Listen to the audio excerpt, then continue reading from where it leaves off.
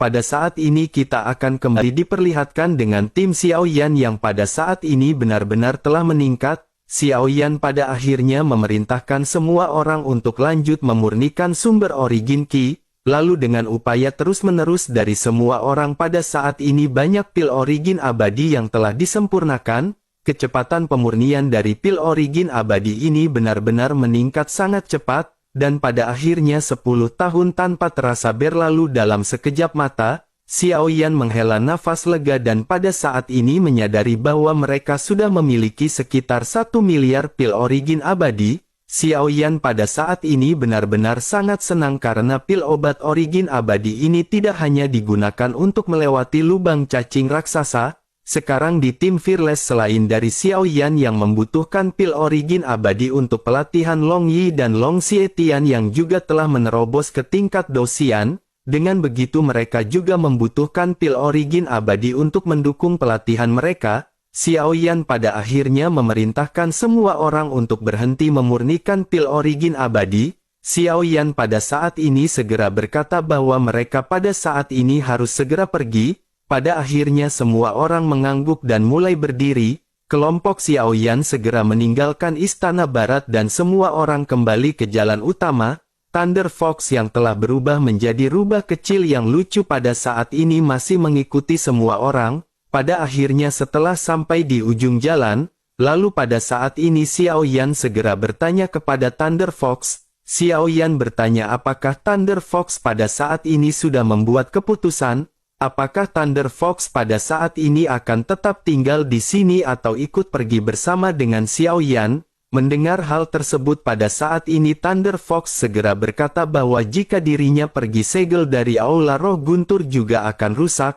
Jika dirinya tidak menjaganya maka pada akhirnya ini akan direduksi menjadi peninggalan. Jika seseorang mengetahuinya maka tempat ini akan dijarah dan inilah yang Tuan Dewa Guntur tidak inginkan. Dirinya juga pada saat ini ingin melindungi tempat tersebut karena ini adalah peninggalan dari Dewa Guntur. Mendengar hal tersebut Xiao Yan pun segera berkata bahwa Xiao Yan menghormati pilihan dari Thunder Fox. Tetapi Xiao Yan memiliki sesuatu untuk diberitahukan kepada Thunder Fox bahwa Dewa Guntur pasti akhirnya akan berinkarnasi. Xiao Yan berpikir bahwa orang-orang seperti Dewa Guntur tidak akan menjadi orang biasa bahkan setelah reinkarnasi. Selain itu mereka juga benar-benar tidak tahu di manakah Dewa Guntur akan bereinkarnasi. Jika Thunder Fox ikut berjalan dengan Xiao Yan maka ada kemungkinan untuk bertemu dengan Dewa Guntur di 3000 alam. Mendengar kata-kata Xiao Yan ini tubuh dari Thunder Fox pun sedikit bergetar. Dirinya mengangkat kepalanya dan menatap ke arah Xiao Yan dengan mata yang bersinar. Dirinya menyadari bahwa apa yang disebutkan oleh Xiao Yan ini memang masuk akal. Pada akhirnya pemikiran dari Thunder Fox pun segera terbuka dan dirinya pada saat ini segera berterima kasih kepada Xiao Yan. Dirinya lanjut berkata bahwa dirinya yang bernama Thunder Fox melakukan yang terbaik untuk melindungi Dewa Guntur yang baru.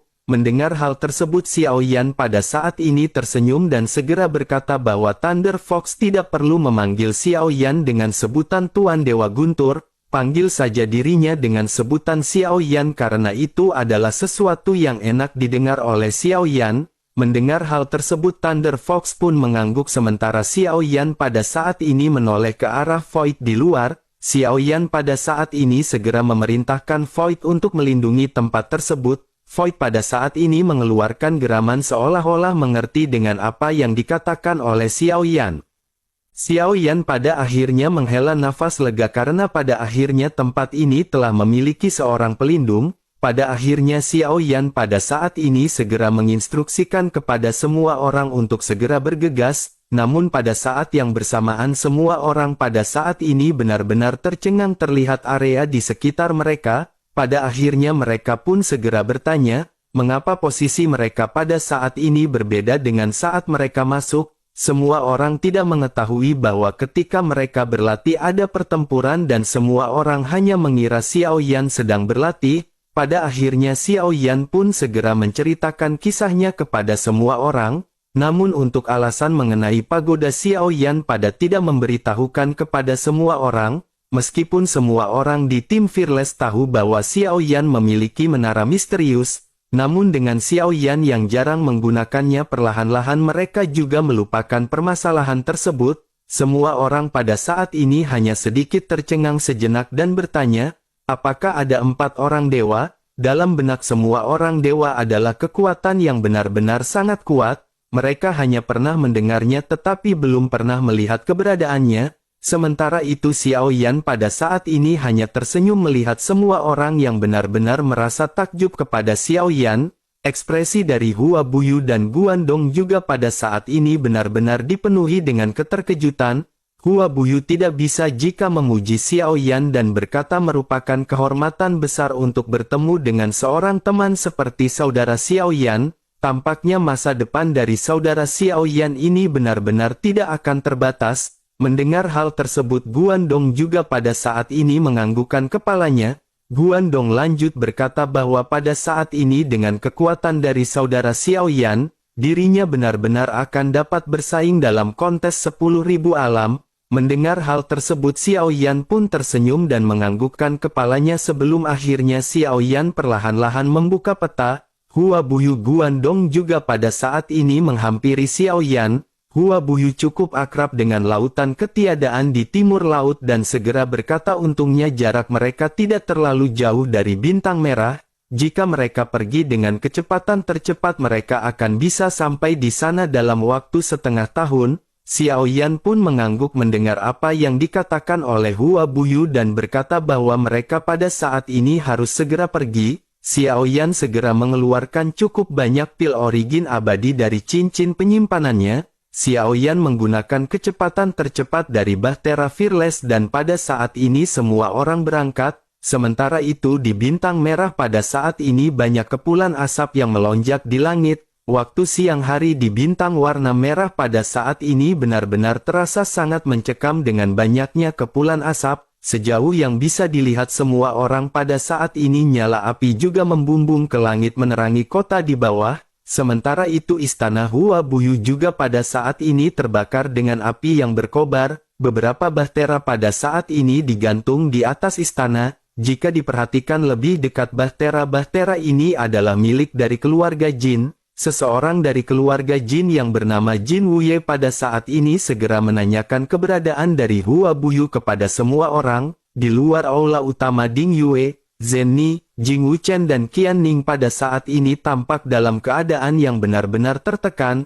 Selain itu Jauh yang merupakan Dosian bintang 4 juga pada saat ini diikat oleh tali dewa. Beberapa segel membuatnya tidak dapat bergerak untuk saat ini dan dirinya benar-benar hanya bisa terdiam. Pada akhirnya saat ini segera berteriak kepada sosok yang bernama Jin Wuye. Ding Yue berkata bahwa keberadaan dari keluarga mereka bukanlah urusan dari bintang merah. Selain itu jika Jin Wuye berani membunuh Ding Yue pada hari ini ayahnya pasti tidak akan membiarkan keluarga Jin pergi dari kota 1000 bintang. Menanggapi hal tersebut Jin Wuye pun meraung dengan marah ke arah Ding Yue. Dirinya berkata Ding Yue jangan berpikir Jin Wuye tidak mengetahui bahwa kunci lain dari Istana Roh Guntur diberikan kepada keluarga Bai oleh dirinya. Setelah keluarga Bai kembali mereka mengatakan bahwa saudara laki-laki Jin Zhen ditangkap oleh penguasa dari bintang merah. Oleh karena itu pada saat ini jika Hua Buyu tidak muncul maka dirinya benar-benar akan membakar bintang merah ini. Bersamaan dengan hal tersebut pada saat ini para penjaga berbaju besi emas berdiri di belakang Jin Wuye. Pada akhirnya Jin Wuye segera memerintahkan mereka untuk membakar semua tempat yang ada untuk dirinya. Penjaga berbaju lapis baja emas pada akhirnya pada saat ini segera cepat terbang keluar. Mereka mengeluarkan obor dan segera setelah itu seluruh kota dikelilingi oleh api. Melihat apa yang dilakukan oleh Jin Wuye pada saat ini dengan marah Ding Yue segera berkata bahwa Jin Wuye benar-benar melakukan kejahatan yang sangat keji. Mendengar apa yang dikatakan oleh Ding Yue pada saat ini Jin Wuye benar-benar sangat marah.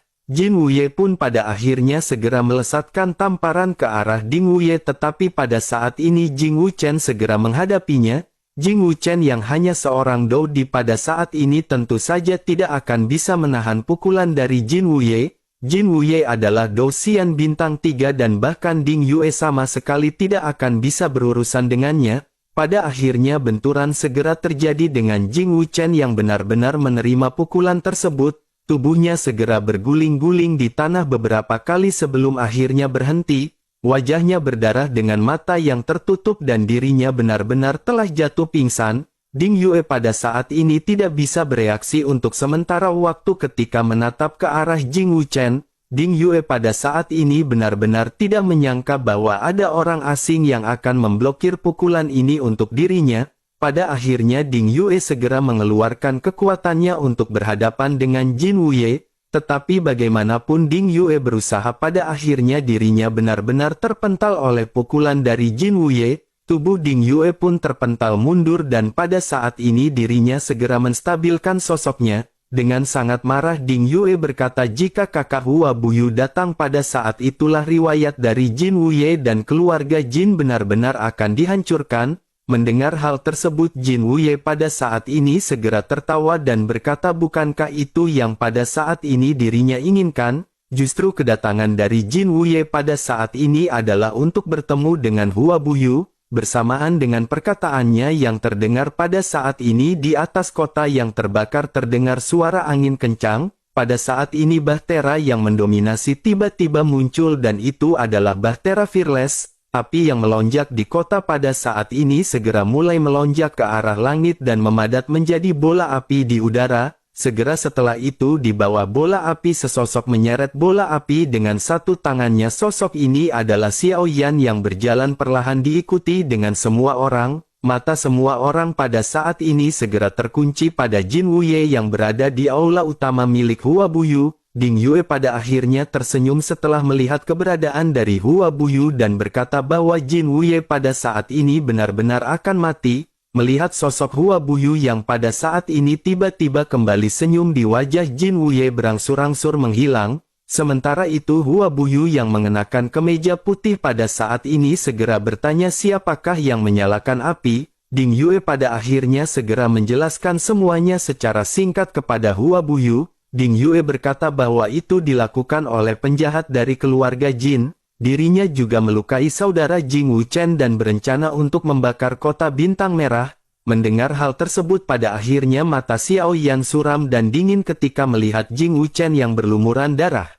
Zhen Ni dan Qian Ning juga terlihat sedikit memalukan dan pada saat ini Xiao Yan benar-benar sangat marah. Xiao Yan pada akhirnya melangkah maju dan berkata kepada Hua Buyu agar menyerahkan permasalahan kembali kepada Xiao Yan. Sementara itu di sisi lain pada saat ini Jin Wuye secara alami memandang ke arah Xiao Yan yang bergegas maju. Dirinya juga secara alami merasakan kekuatan Xiao Yan yang berada di tahap Dosian Bintang 2. Oleh karena itu pada saat ini Jin Wuye tidak memperhatikan Xiao Yan dan segera bertanya kepada Hua Buyu. Jin Wuye pada saat ini bertanya apa yang Hua Buyu lakukan kepada saudara laki-lakinya. Mendengar hal tersebut Hua Buyu pada saat ini terdiam sementara Xiao Yan segera tersenyum. Xiao Yan menatap Jin Wuye dengan tajam dan bertanya apakah saudara laki-lakinya bernama Jin Zhen. Apa yang terjadi kepadanya pada saat ini Xiao Yan akan segera memberitahu Jin Wuye.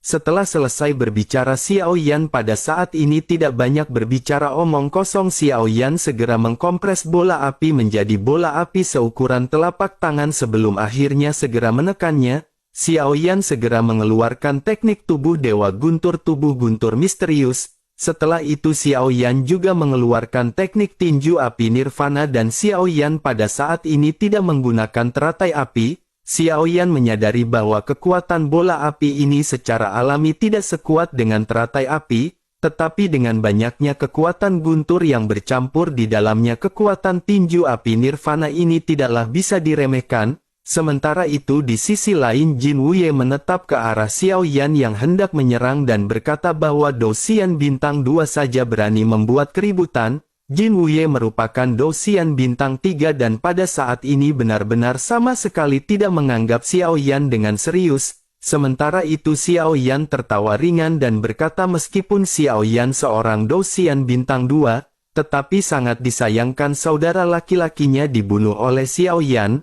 Mendengar perkataan Xiao Yan ini Jin Wuye pun meraung marah dengan penuh ketidakpercayaan.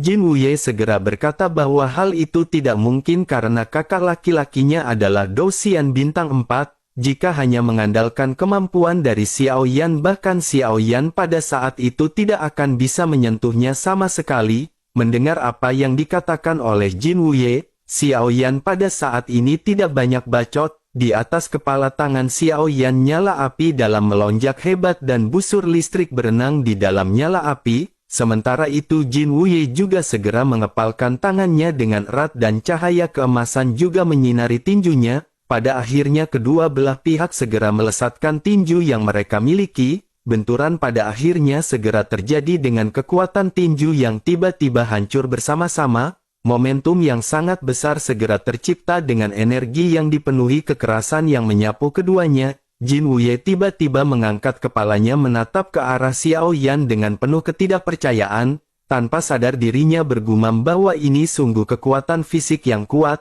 tetapi bagaimanapun juga dirinya hanyalah Dou Xian bintang 2 dan dirinya pada saat ini benar-benar akan segera mati. Setelah selesai berbicara kekuatan keduanya tersapu dan kedua belah pihak pada saat ini kembali melesat.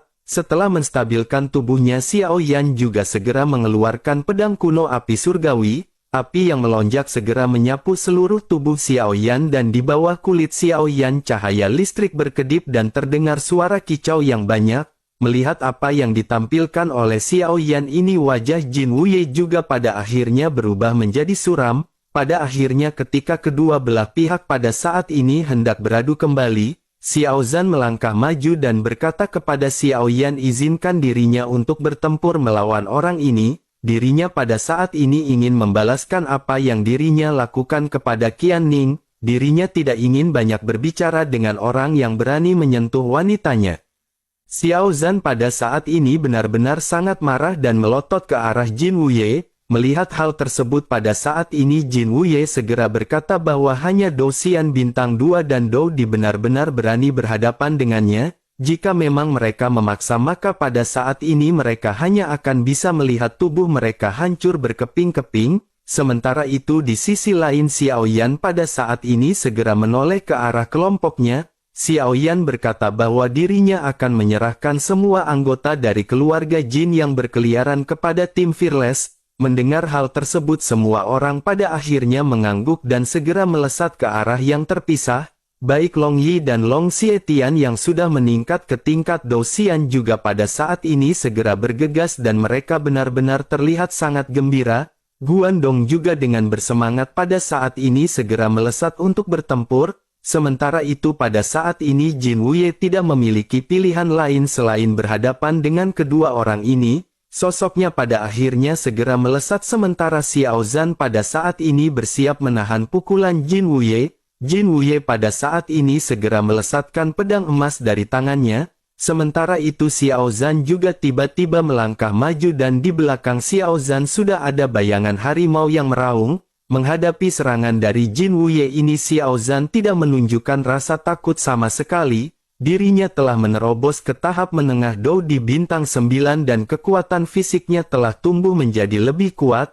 Xiao Zhan menyadari setidaknya di hadapan Dou Xian bintang 3 dirinya pada saat ini masih siap untuk bertempur. Pada akhirnya dengan diselimuti baju zirah dewa hitam di tubuhnya sosok Xiao Zhan langsung mengangkat tinjunya yang besar. Xiao Zhan pada akhirnya meledakkan pukulan berat yang menjadi semakin kuat setiap kali diayunkan. Dengan suara hembusan angin pada akhirnya pancaran pedang segera menghantam tinju Xiao Zhan sekaligus. Tubuh Xiao Zhan pada akhirnya mundur setelah benturan dengan pembuluh darah di lengannya yang menonjol. Tetapi pada saat ini Xiao Zhan benar-benar tidak terluka menghadapi pukulan yang dilesapkan oleh Dou Xian bintang 3. Jin Wuye juga pada saat ini benar-benar terkejut karena apa yang berada di hadapannya tidak sesuai dengan ekspektasinya. Jin Wuye berpikir bahwa serangannya yang sebelumnya bahkan dapat menghancurkan Dou Xian bintang 1 atau bahkan bintang 2. Sementara itu di sisi lain Xiao Zhan pada saat ini dengan keras berteriak kepada Jin Wuye. Xiao Zhan bertanya bukankah sebelumnya Jin Wuye berkata dirinya akan meledakkan Xiao Zhan.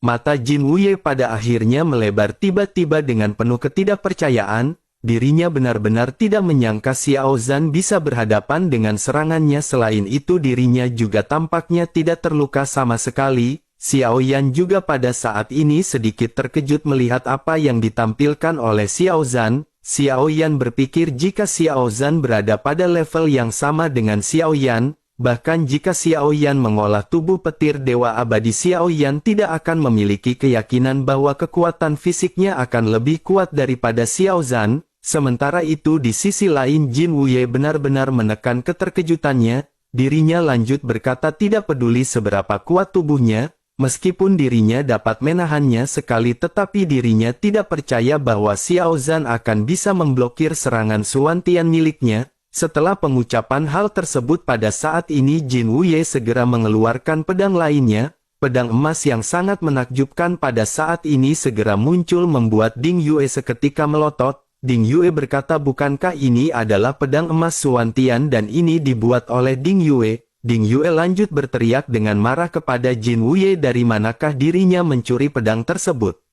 Mendengar hal tersebut Jin Wuye segera berkata bahwa dirinya membeli ini dari rumah lelang Ding, oleh karena itu bagaimana mungkin Ding Yue bisa menyebutnya dengan sebutan mencuri. Mendengar hal tersebut Ding Yue pada saat ini tidak berdaya dan segera berkata kepada kelompok Xiao Yan. Ding Yue berkata agar mereka pada saat ini harus berhati-hati karena pedang emas Xuan Tian ini sangatlah kuat. Mendengar hal tersebut Xiao Yan pada saat ini menganggukkan kepalanya, sementara itu Jin Wuye pada saat ini menggerakkan tubuhnya dan menikam ke arah Xiao Zhan. Melihat Jin Wuye yang bergegas Xiao Zhan juga pada saat ini segera menggerakkan sedikit tubuhnya. Bersamaan dengan hal tersebut Xiao Zhan pada saat ini berkata bahwa pertempuran harus segera berakhir, mereka pada saat ini tidak memiliki banyak waktu dan mereka benar-benar harus bergegas. Setelah perkataan tersebut terlontar pada saat ini Xiao Yan segera menghentikan Xiao Zhan yang hendak maju,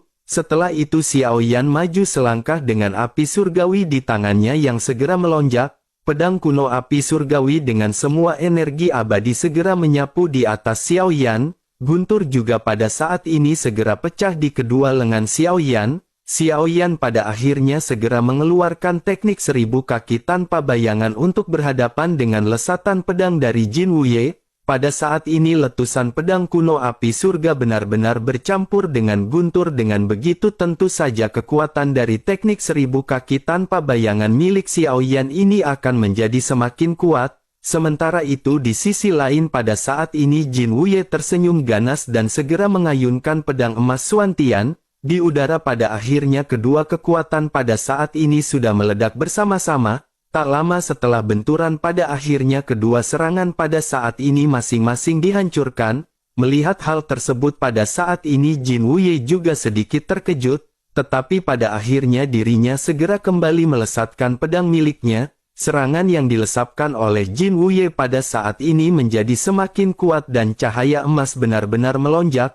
Melihat apa yang ditampilkan oleh Jin Wuye Xiao Yan juga pada saat ini menjadi semakin serius. Xiao Yan pada akhirnya kembali mengeluarkan teknik tubuh guntur dan tinju nirvana. Kali ini Xiao Yan segera mengeluarkan beberapa teratai api surgawi yang segera dikompres. Kepalan tangan kiri bercampur dengan guntur dan api sebelum akhirnya diayunkan dalam sekejap mata. Beberapa teratai api surgawi di tangan Xiao Yan terjepit dan meledak dan kekuatan dari ledakan ini benar-benar berubah menjadi kekuatan tinju. Pada akhirnya tinju Xiao Yan ini segera bentrok dengan cahaya keemasan dari pedang milik Jin Wuye. Segera setelah itu fluktuasi kekuatan besar yang dihasilkan oleh tabrakan dari kedua kekuatan dahsyat segera menyapu sekeliling.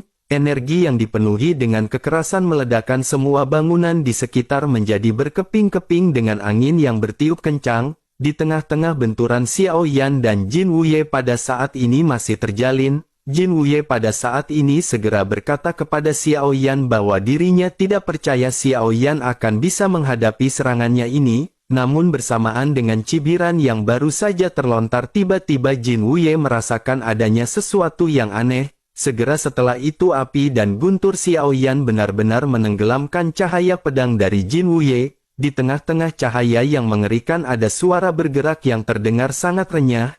Retakan pada akhirnya yang benar menyebar sebelum akhirnya cahaya emas benar-benar hancur berkeping-keping. Bersamaan dengan hal tersebut pada saat ini Jin Wuye benar-benar terkejut melihat sesosok yang muncul di dalam lautan api. Sosok itu secara bertahap membesar di kelopak mata dari Jin Wuye. Jin Wuye pun berniat untuk menghindar tetapi pada saat ini dirinya menemukan bahwa tubuhnya tidak bisa bergerak. Rasa sakit yang dalam segera terasa di dalam jiwanya membuat dirinya pada saat ini benar-benar linglung.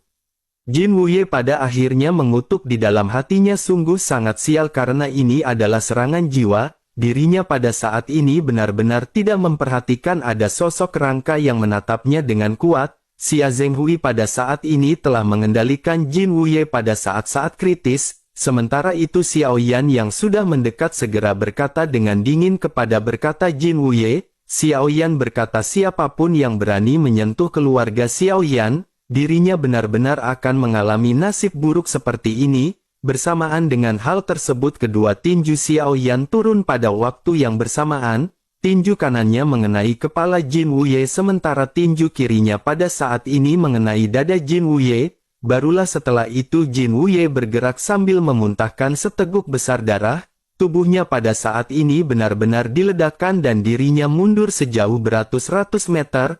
Tulang di seluruh wajahnya benar-benar hancur dengan dada yang pada saat ini terlihat cekung. Xiao Yan benar-benar memukul Jin Wuye sampai mati dengan kedua tinjunya. Setelah itu Xiao Yan pun berdiri tegak dan tidak menatap ke arah Jin Wuye yang terbaring dalam genangan darah. Xiao Yan mengancungkan jempol kepada Xia Zhenghui sebelum akhirnya Xiao Yan segera melihat ke sekeliling. Pada saat ini para penjaga keluarga Jin melihat bahwa Jin Wuye benar-benar telah dipukul langsung sampai mati oleh Dou Xian Bintang 2. Xiao Yan pun perlahan mengangkat kepalanya dan matanya benar-benar terlihat seperti binatang buas. Dominasi yang dipancarkan oleh Xiao Yan ini sangat menakjubkan. Semua orang dapat melihat bahwa mereka segera kehilangan semangat dan berhenti melawan kelompok Xiao Yan. Kelompok dari keluarga Jin pada saat ini segera mengangkat tangan mereka sebagai pertanda bahwa mereka menyerah. Tentu saja begitu Jin Wuye mati mereka benar-benar telah dianggap kalah. Dengan begitu mereka tidak perlu melakukan pertempuran berdarah dan hasilnya akan lebih buruk. Xiao Yan pada akhirnya menghela nafas lega setelah melihat kelompok dari keluarga Jin yang pada saat ini menyerah. Xiao Yan pun segera datang ke sisi Jing Wuchen dan melihat kepalanya yang pada saat ini berlumuran darah. Lukanya tidak terlihat serius tetapi Jing Wuchen hanyalah seorang doudi. Xiao Yan pada saat ini menggertakkan giginya sebelum akhirnya menatap ke arah Sawu yang masih terjebak oleh tali dewa. Ditatap oleh Xiao Yan pada saat ini Sawu benar-benar merasakan kedinginan di dalam hatinya. Sementara itu Xiao Yan pada saat ini segera memasukkan pil pemulihan ke dalam mulut Jing Wuchen. Dalam waktu singkat pada akhirnya aura Jing Wuchen pada saat ini menjadi semakin stabil. Xiao Yan pun menghela nafas karena pada saat ini Jing Wuchen hanya tinggal menunggu waktu untuk pulih. Setelah memastikan bahwa semua orang di timnya aman Xiao Yan kembali menatap ke arah Sawu. Xiao Yan pada akhirnya segera bertanya dengan dingin kenapa Sawu tidak bergerak. Sawu pun sedikit tercengang dan pada saat ini benar-benar tidak bisa melakukan apapun. Xiao Yan segera lanjut berbicara jangan bilang bahwa benda ini bisa menjebak Dou Xian Bintang 4. Setelah selesai berbicara Xiao Yan pun segera melambaikan tangannya.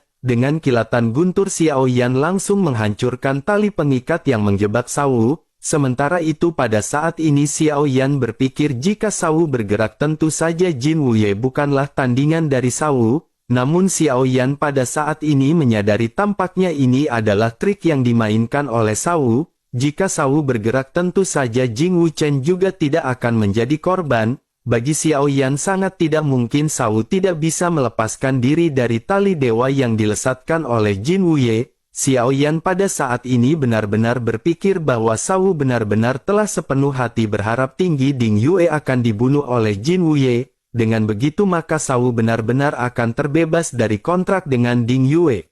Memikirkan hal ini pada akhirnya Xiao Yan segera berkata kepada Sawu. Xiao Yan berkata bahwa Sawu benar-benar tidak memiliki niat baik, bahkan pada saat ini Sawu tidak memiliki syarat untuk menjadi seorang budak, karena ini permasalahannya sebaiknya Nona Ding Yue membuang orang yang seperti ini. Mendengar apa yang dikatakan oleh Xiao Yan, Sawu pun tiba-tiba berlutut dengan mata yang memerah. Sawu pada saat ini meminta agar Xiao Yan mengampuni apa yang baru saja dilakukan oleh Sawu. Mendengar hal tersebut, Xiao Yan pada saat ini segera berkata bahwa itu bukan urusan Xiao Yan. Setelah selesai berbicara, Xiao Yan perlahan berjalan pergi tanpa menoleh. Sementara itu Ding Yue segera mengeluarkan setetes darah dari telapak tangannya. Dirinya menatap ke arah Sawu sebelum akhirnya Sawu pada saat ini merengek meminta tolong kepada Ding Yue. Namun Ding Yue pada saat ini benar-benar langsung meremas darah di tangannya dan mata Sawu langsung berubah menjadi abu-abu. Ding Yue benar-benar tidak menunjukkan belas kasihan dan langsung membunuh Sawu tanpa perlu menahannya. Sementara itu Xiao Yan pada saat ini segera kembali menyembuhkan Jing Wuchen. Setelah beberapa saat Ding Yue pada akhirnya segera mendekat ke arah Xiao Yan. Xiao Yan pada akhirnya langsung melihat keanehan dari Ding Yue dan bertanya apakah cederanya ini karena melindungi Ding Yue. Ding Yue pun mengangguk ringan dengan fluktuasi emosi yang langka yang muncul di matanya. Xiao Yan pada saat ini tidak tahu apakah Ding Yue memiliki perasaan lain atas Jing Wuchen. Namun melihat kegelisahan dari Ding Yue pada akhirnya Xiao Yan segera berkata bahwa Ding Yue juga tidak perlu menyalahkan dirinya sendiri. Jing Wuchen memang memiliki temperamen seperti ini, terlebih lagi cederanya telah stabil. Dengan begitu maka Jing Wuchen akan segera pulih dalam waktu singkat. Namun jika Ding Yue pada saat ini merasa sedikit bersalah maka Dingin hanya perlu menjaga Jing Wuchen dengan baik. Mendengar hal tersebut Ding Yue saat ini hanya terdiam dan merenung. Ding Yue berpikir seorang wanita muda seperti Ding Yue didukung oleh ribuan orang, dirinya telah dianggap sebagai harta sejak dirinya masih kecil, ada banyak orang yang melindunginya tetapi pada saat ini situasinya berbeda, Jing Wuchen tidak memiliki kewajiban untuk melindunginya sama sekali, tetapi pada saat yang paling bahaya penampilan yang tegas yang ditunjukkan oleh Jing Wuchen di luar nalar dari Ding Yue. Ding Yue benar-benar tidak menyangka bahwa Jing Wuchen benar-benar akan rela mengorbankan hidupnya demi melindungi Ding Yue sang wanita.